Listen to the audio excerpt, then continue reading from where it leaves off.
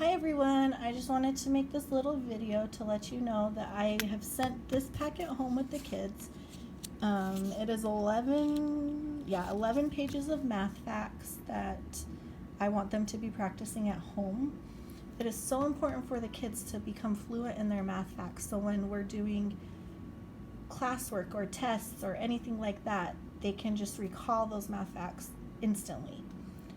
One thing that we do in class is we do use these, and I do them on a little ring like this.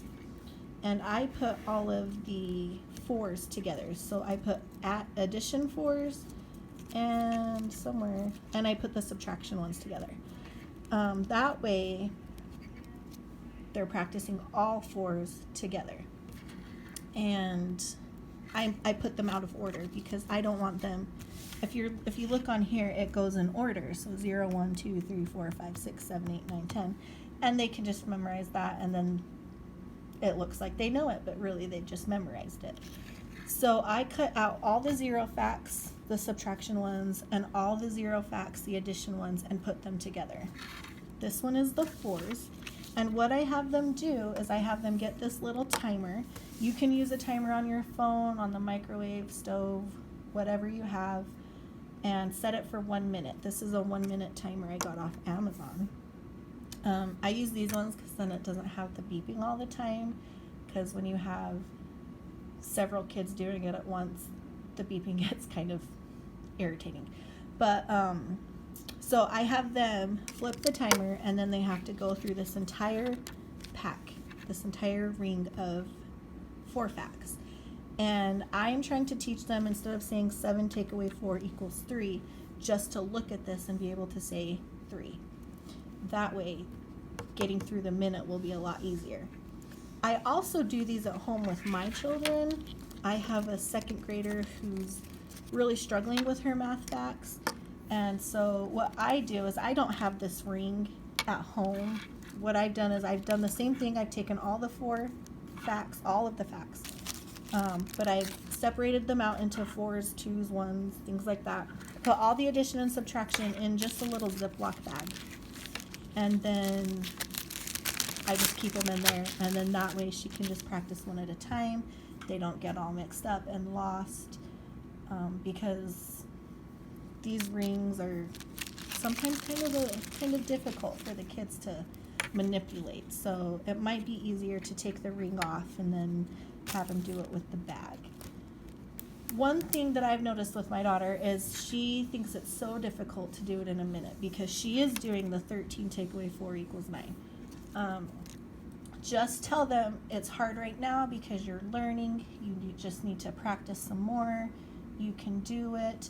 If the minute is too fast for them, just start out with just doing the math facts, just to get them right. You know, just say like, just tell me the answers, and just start with that. And once they can get good at saying the answers, then move on to the timer. I mean, if you even need to do it like 3 minutes, 2 minutes, however many minutes, that's fine. We just want them so it's getting faster and they're not having to use their fingers as much, because it just takes longer and it's just more thinking for them. And using fingers is fine. I'm not saying we shouldn't be doing that, but the goal is to have them not using their fingers and to do them and to be able to recall them pretty instantly.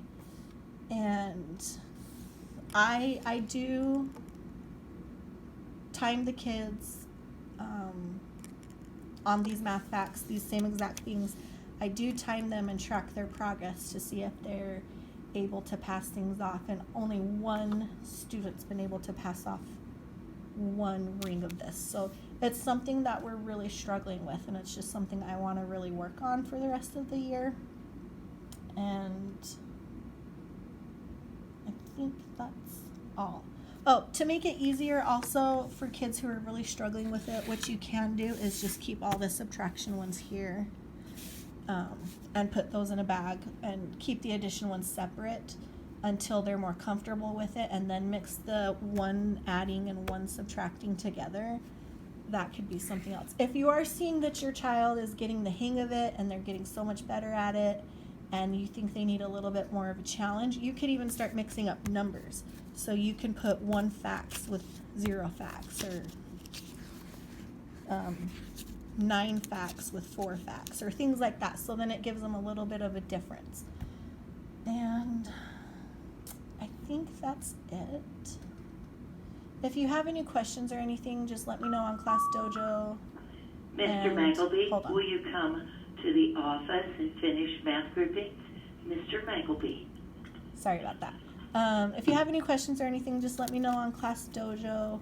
I'd be happy to help. I did have some kids concerned about what if they don't have scissors at home. If they don't have scissors at home, they can come to school and cut them out, and I'll help them cut them out. And we can put them in little bags here if that's an issue. I'm completely fine. I would just like your help in working on it with them. So if you could do that, that would be great. And I will talk to you all later. Have a good weekend.